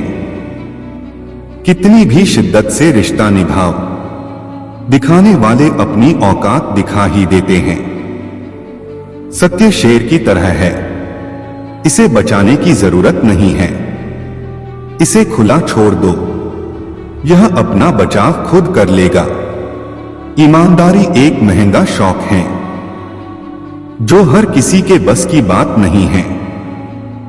किसी की निंदा करने से यह पता चलता है कि आपका चरित्र क्या है, ना कि उस व्यक्ति का। कुछ गलतियों को माफ करना ही सबसे बड़ी गलती होती है। बस इतना चाहिए तुझसे ए जिंदगी के जमीन पर बैठू तो लोग उसे बड़पन कहें। औकात नहीं, आंखों में जीत के सपने हैं। ऐसा लगता है अब जिंदगी के हर पल अपने हैं। कौन काबिल है और कौन नहीं, यह तो सिर्फ वक्त ही बताता है। जो कल था उसे भूलकर तो देखो, जो आज है उसे जीकर तो देखो। आने वाला पल खुद संवर जाएगा। उम्र हार जाती है जहां शौक जिंदा होते हैं। जब तुम्हें खुशियां मिलने लगे तब उसे न भूलना जिसने तुम्हें ये खुशियां दी हैं। दिल पे ना लीजिए अगर कोई आपको बुरा कहे, ऐसा कोई नहीं है जिसे हर शख्स अच्छा कहे। जिंदगी तो बेवफा है, एक दिन ठुकराएगी। मौत महबूबा है, अपने साथ लेकर जाएगी। किसी के पैरों में गिरकर प्रतिष्ठा पाने के बदले अपने पैरों पर चलकर कुछ बनने की ठान लो। अपने अंदर के बच्चे को हमेशा जिंदा रखिए। हद से ज्यादा समझदारी जीवन को नीरस कर देती है। अंदाजे से ना नापिए किसी की हस्ती को, ठहरे हुए दरिया अक्सर गहरे होते हैं। लोगों की इतनी कदर भी न करो कि लोग तुम्हें मतलबी समझने लगे। किनारा न मिले तो कोई बात नहीं, दूसरों को डुबा के मुझे तैरना नहीं है। सफल लोग कोई अलग काम नहीं करते, वो बस अलग तरीके से काम करते हैं। हमें हद में रहना पसंद है और लोग उसे गुरूर समझते हैं। जमाना वफादार नहीं तो फिर क्या हुआ? धोखेबाज भी तो हमेशा अपने ही होते हैं। उसकी कदर करने में देर मत करना जो इस दौर में भी तुम्हें वक्त देता है। झुक के जो आपसे मिलता होगा, यकीनन उसका कद आपसे ऊंचा होगा। मुमकिन नहीं हर वक्त मेहरबान रहे जिंदगी। कुछ लम्हे जीने का तजुर्बा भी सिखाते हैं। कहते हैं कि झूठ के पाप नहीं होते, मगर फिर भी चलता खूब है। मतलबी नहीं, मैं बस दूर हो गया हूं उन लोगों से जिन्हें मेरी कदर नहीं। हर आदमी अपनी जिंदगी में हीरो है, बस कुछ लोगों की फिल्में रिलीज नहीं होती। किसी ने पूछा, इस दुनिया में आपका अपना कौन है? मैंने हंसकर कहा, समय। अगर वो सही तो सभी अपने, वरना कोई नहीं। पैसा हैसियत बदल सकता है, औकात नहीं। बुरा वक्त रुलाता है, मगर बहुत कुछ सीखा कर जाता है। जीतने वाला ही नहीं, बल्कि कहां पर क्या हारना है, ये जानने वाला भी सिकंदर होता है। किसी की तारीफ करने के लिए जिगर चाहिए। बुराई तो बिना हुनर के किसी की भी की जा सकती है। तुझसे कोई शिकायत नहीं है ऐ जिंदगी, जो भी दिया है वही बहुत है। जरूरी नहीं कि कुत्ता ही वफादार निकले, वक्त आने पर आपका वफादार भी कुत्ता निकल सकता है। निंदा उसी की होती है जो जिंदा है, मरने के बाद तो सिर्फ तारीफ होती है। दो चेहरे इंसान कभी नहीं भूलता, एक मुश्किल में साथ देने वाला, दूसरा मुश्किल में साथ छोड़ने वाला। गम की चादर हटाओ और जरा देखो बाहर, औरों के दर्द से तो तुम्हारा दर्द कम है। अपनी झोपड़ी में राज करना दूसरों के महल में गुलामी करने से बेहतर है। किस्मत और सुबह की नींद कभी समय पर नहीं खुलती, भिख और सिख ठोकरें खाकर ही मिलती हैं। बीते हुए कल का अफसोस और आने वाले कल की चिंता दो ऐसे चोर हैं जो हमारे आज की खूबसूरती को चुरा लेते हैं। जब इंसान की जरूरत बदल जाती है तो उसका आपसे बात करने का तरीका बदल जाता है। उस इंसान से कभी झूठ मत बोलिए जिसे आपके झूठ पर भी विश्वास हो। शोहरत तो बदनामी से ही मिलती है। सुना है लोग बदनामी के किस्से कान लगाकर सुनते हैं। ताकत अपने लफ्जों में डालो, आवाज में नहीं, क्योंकि फसल बारिश से उगती है, बाढ़ से नहीं। जिंदगी के सफर में बस इतना ही सबक सीखा है, सहारा कोई कोई ही देता है, धक्का देने को हर शख्स तैयार बैठा है। वो भी क्या दिन थे जब घड़ी एकांत के पास होती थी और समय सबके पास होता था। प्रशंसा से पिघलना मत और आलोचना से उबलना मत। उसूलों पे जहां आँच आए वहां टकराना जरूरी है। जो जिंदा हो तो फिर जिंदा नजर आना जरूरी है। आंखों में गर हो गुरूर तो इंसान को इंसान नहीं दिखता। जैसे छत पर चढ़ जाओ तो अपना ही मकान नहीं दिखता। सुनो, अगर तुम अपना राज किसी को बताओगे तो तुम उसके गुलाम हो जाओगे। दीदार की तलब हो तो नजरें जमाए रखना गालिब, क्योंकि नकाब हो या नसीब सरकता जरूर है। तुम क्या किसी को समझाओगे?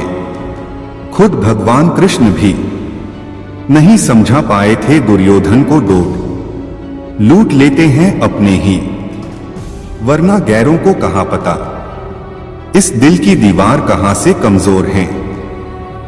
हौसले हो अगर बुलंद तो मुट्ठी में हर मुकाम है। मुश्किलें और मुसीबतें तो जिंदगी में आम हैं। हसरत पूरी ना हो तो ना सही, ख्वाहिश करना कोई गुनाह तो नहीं। इस सफर में नींद ऐसी खो गई, हम न सोए रात थक कर सो गई। हजार गम मेरी फितरत नहीं बदल सकते, क्या करूं मुझे आदत मुस्कुराने की है। एक बार भगवान बुद्ध जेतवन विहार में रह रहे थे।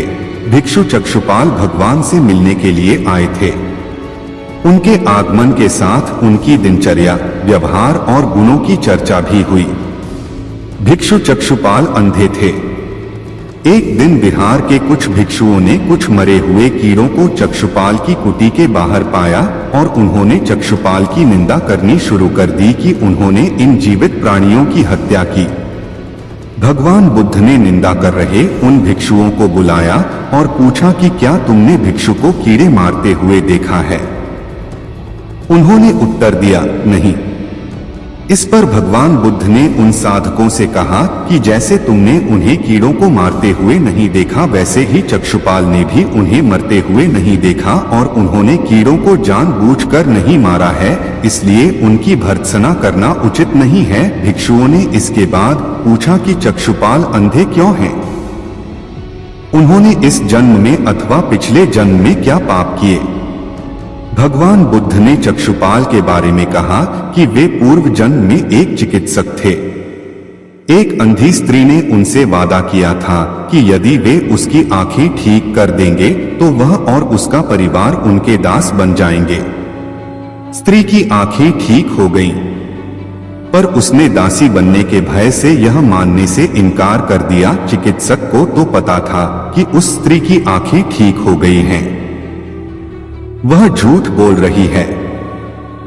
उसे सबक सिखाने के लिए या बदला लेने के लिए चक्षुपाल ने दूसरी दवा दी। उस दवा से महिला फिर अंधी हो गई। वह कितना ही रोई पीटी, लेकिन चक्षुपाल जरा भी नहीं पसीजा। इस पाप के फलस्वरूप अगले जन्म में चिकित्सक को अंधा बनना पड़ा। एक बार भगवान बुद्ध अपने अनुयायियों के साथ किसी गांव में उपदेश देने जा रहे थे।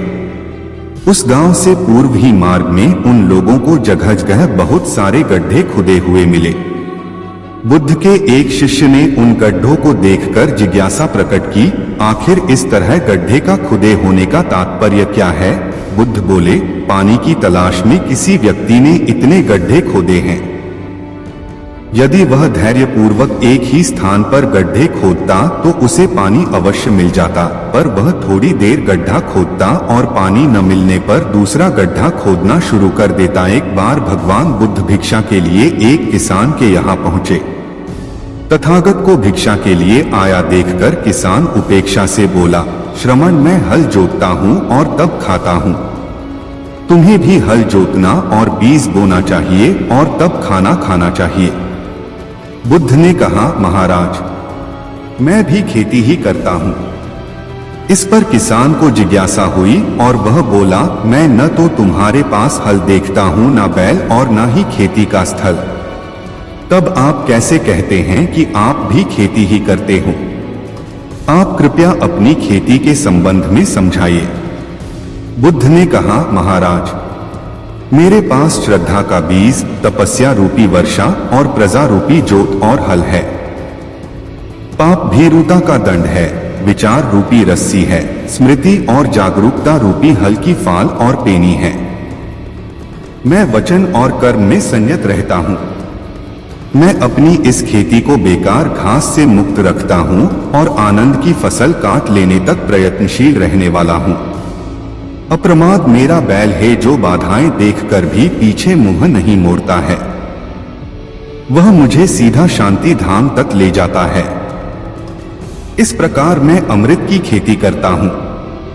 भगवान बुद्ध का जब पाटलिपुत्र में शुभागमन हुआ तो हर व्यक्ति अपनी अपनी सांपत्तिक स्थिति के अनुसार उन्हें उपहार देने की योजना बनाने लगा। राजा बिंबिसार ने भी कीमती हीरे, मोती और रत्न उन्हें पेश किए। बुद्धदेव ने सबको एक हाथ से सहर्ष स्वीकार किया।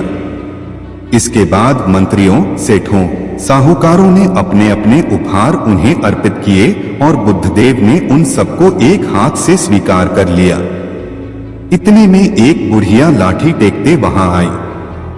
बुद्धदेव को प्रणाम कर वह बोली, भगवन, जिस समय आपके आने का समाचार मुझे मिला उस समय मैं यह अनार खा रही थी। मेरे पास कोई दूसरी चीज न होने के कारण मैं इस अधखाए फल को ही ले आई हूँ। यदि आप मेरी इस तुच्छ भेंट स्वीकार करें तो मैं अहोभाग्य समझूंगी। भगवान बुद्ध ने दोनों हाथ सामने कर वह फल ग्रहण किया। राजा बिंबिसार ने जब यह देखा तो उन्होंने बुद्धदेव से कहा, भगवन क्षमा करें, एक प्रश्न पूछना चाहता हूं। हम सबने आपको कीमती और बड़े बड़े उपहार दिए जिन्हें आपने एक हाथ से ग्रहण किया, लेकिन इस बुढ़िया द्वारा दिए गए छोटे एवं जूठे फल को आपने दोनों हाथों से ग्रहण किया, ऐसा क्यों? यह सुन बुद्धदेव मुस्कुराए और बोले, राजन, आप सबने अवश्य बहुमूल्य उपहार दिए हैं, किंतु यह सब आपकी संपत्ति का 10वां हिस्सा भी नहीं है। आपने यह दान दीनों और गरीबों की भलाई के लिए नहीं किया है, इसलिए आपका यह दान सात्विक दान की श्रेणी में नहीं आ सकता। इसके विपरीत इस बुढ़िया ने अपने मुंह का कौर ही मुझे दे डाला है। भले ही यह बुढ़िया निर्धन है, लेकिन इसे संपत्ति की कोई लालसा नहीं है। यही कारण है कि इसका दान मैंने खुले हृदय से दोनों हाथों से स्वीकार किया है। आज एक और नई प्रेरक और ज्ञानवर्धक भगवान बुद्ध की लेकर आए हैं। दोस्तों, गौतम बुद्ध 563 ईसा पूर्व 483 ईसा पूर्व को महात्मा बुद्ध, भगवान बुद्ध, सिद्धार्थ व शाक्यमुनि नाम से भी जाना जाता है। आज के भगवान बुद्ध की प्रेरक कहानी के का टॉपिक उत्तम व्यक्ति कौन। कहानी छोटी है मगर बहुत कुछ सिखा सकती है, इसलिए आशा करते हैं आप इसे पूरा जरूर पढ़ेंगे। तो चलिए अब शुरू करते हैं इस बेहतरीन कहानी को। बहुत पुरानी बात है। गौतम बुद्ध एक शहर में प्रवास कर रहे थे। उनके कुछ शिष्य भी उनके साथ थे। उनके शिष्य एक दिन शहर में घूमने निकले तो उस शहर के लोगों ने उन्हें बहुत बुरा भला कहा। शिष्यों को बहुत बुरा लगा और वे वापस लौट गए। गौतम बुद्ध ने जब देखा कि उनके सभी शिष्य बहुत क्रोध में दिख रहे हैं तो उन्होंने पूछा, क्या बात है, आप सभी इतने तनाव में क्यों दिख रहे हैं। तभी एक शिष्य क्रोध में बोला, हमें यहाँ से तुरंत प्रस्थान करना चाहिए। जब हम बाहर शहर में घूमने गए तो यहाँ के लोगों ने बिना वजह हमें बहुत बुरा भला कहा। जहाँ हमारा सम्मान न हो वहाँ हमें एक पल भी नहीं रहना चाहिए। यहाँ के लोग सिर्फ दुर्व्यवहार के सिवा कुछ जानते ही नहीं हैं। गौतम बुद्ध ने मुस्कुराकर कहा, क्या किसी और जगह पर तुम सद्व्यवहार की अपेक्षा रखते हो। दूसरा शिष्य बोला, इस शहर से तो भले लोग ही होंगे। तब गौतम बुद्ध बोले, किसी जगह को सिर्फ इसलिए छोड़ देना गलत होगा कि वहां के लोग दुर्व्यवहार करते हैं। हम तो संत हैं, हमें तो कुछ ऐसा करना चाहिए कि जिस स्थान पर भी जाएं, उस स्थान को तब तक न छोड़े जब तक अपनी अच्छाइयों से वहां के लोगों को सुधार न दें। हम जिस भी स्थान पर जाएं वहां के लोगों का कुछ न कुछ भला करके ही वापस लौटें। हमारे अच्छे व्यवहार के बाद वह कब तक बुरा व्यवहार करेंगे। आखिर में उन्हें सुधरना ही होगा। वास्तविकता में संतों का कार्य तो ऐसे लोगों को सुधारना ही होता है। सही चुनौती वो है जब हम विपरीत परिस्थितियों में खुद को साबित कर सकें। ये सभी बातें सुनकर बुद्ध के प्रिय शिष्य आनंद ने प्रश्न किया, उत्तम व्यक्ति किसे कहते हैं। इस पर बुद्ध ने जवाब दिया, जिस प्रकार युद्ध में बढ़ता हुआ हाथी चारों तरफ के तीर सहते हुए भी आगे बढ़ता जाता है, ठीक उसी तरह उत्तम व्यक्ति भी दूसरों के अपशब्दों को सहते हुए अपना कार्य करता रहता है। खुद को वश में करने वाले प्राणी से उत्तम कोई और नहीं हो सकता। गौतम बुद्ध की बात शिष्यों को अच्छी तरह से समझ में आ गई और उन्होंने वहां से जाने का इरादा त्याग दिया। खुद को इतना कमजोर मत होने दो कि तुम्हें किसी के एहसान की जरूरत हो। दर्द, गम, डर जो भी है बस तेरे अंदर है। खुद के बनाए पिंजरे से निकलकर देख, तू भी एक सिकंदर है। लूट लेते हैं अपने ही, वरना गैरों को कहां पता। इस दिल की दीवार कहां से कमजोर है। जिंदगी में आप कितनी बार हारे, ये कोई मायने नहीं रखता, क्योंकि आप जीतने के लिए पैदा हुए हैं। जिंदगी की कठिनाइयों से भाग जाना आसान होता है। जिंदगी में हर पहलू इम्तिहान होता है। डरने वालों को नहीं मिलता कुछ जिंदगी में, लड़ने वालों के कदमों में जहान होता है। बारिश की बूंदें भले ही छोटी हों, लेकिन उनका लगातार बरसना बड़ी नदियों का बहाव बन जाता है। वैसे ही हमारे छोटे छोटे प्रयास भी जिंदगी में बड़ा परिवर्तन ला सकते हैं।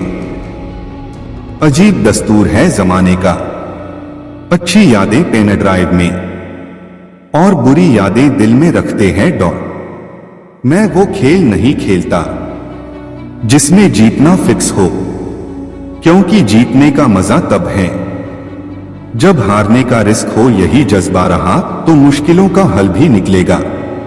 जमीन बंजर हुई तो क्या वहीं से जल भी निकलेगा। ना हो मायूस ना घबरा अंधेरों से मेरे साथी, इन्हीं रातों के दामन से सुनहरा कल भी निकलेगा। पीठ हमेशा मजबूत रखनी चाहिए, क्योंकि शाबाशी और धोखा दोनों पीछे से ही मिलते हैं। जित और हार आपकी सोच पर निर्भर करती हैं। मान लो तो हार होगी और ठान लो तो जित होगी। जीवन में गिरना भी अच्छा है, औकात का पता चलता है। बढ़ते हैं जब हाथ उठाने को तो अपनों का पता चलता है। जीवन की सबसे बड़ी खुशी उस काम को करने में है जिसे लोग कहते हैं तुम नहीं कर सकते। जब तक आप अपनी समस्याओं एवं कठिनाइयों की वजह दूसरों को मानते हैं, तब तक आप अपनी समस्याओं एवं कठिनाइयों को मिटा नहीं सकते। जब लोग आपसे खफा होने लग जाएं, तो आप समझ लेना कि आप सही राह पर हैं। उस जगह पे हमेशा खामोश रहना जहां दो कौड़ी के लोग अपनी हैसियत के गुण गाते हैं। दुनिया की कोई परेशानी आपके साहस से बड़ी नहीं है। क्रोध के समय थोड़ा रुक जाएं और गलती के समय थोड़ा झुक जाएं, तो दुनिया की सब समस्याएं हल हो जाएगी। जिंदगी में तपिश कितनी भी हो कभी हताश मत होना, क्योंकि धूप कितनी भी तेज हो समंदर कभी सूखा नहीं करते। जब तक शिक्षा का मकसद नौकरी पाना होगा, तब तक समाज में नौकर ही पैदा होंगे, मालिक नहीं। लाखों ठोकरों के बाद भी संभालता रहूंगा, गिरकर फिर से उठूंगा और चलता रहूंगा। किसी के पैरों में गिरकर कामयाबी पाने से बेहतर है अपने पैरों पर चलकर कुछ बनने की ठान लो। पतझड़ हुए बिना पेड़ों पर नए पत्ते नहीं आते। कठिनाई और संघर्ष सहे बिना अच्छे दिन नहीं आते। अगर सफलता पानी है दोस्त, तो कभी वक्त और हालात पे रोना नहीं। मंजिल दूर ही सही पर घबराना मत दोस्तों, क्योंकि नदी कभी नहीं पूछती कि समुंदर अभी कितना दूर है।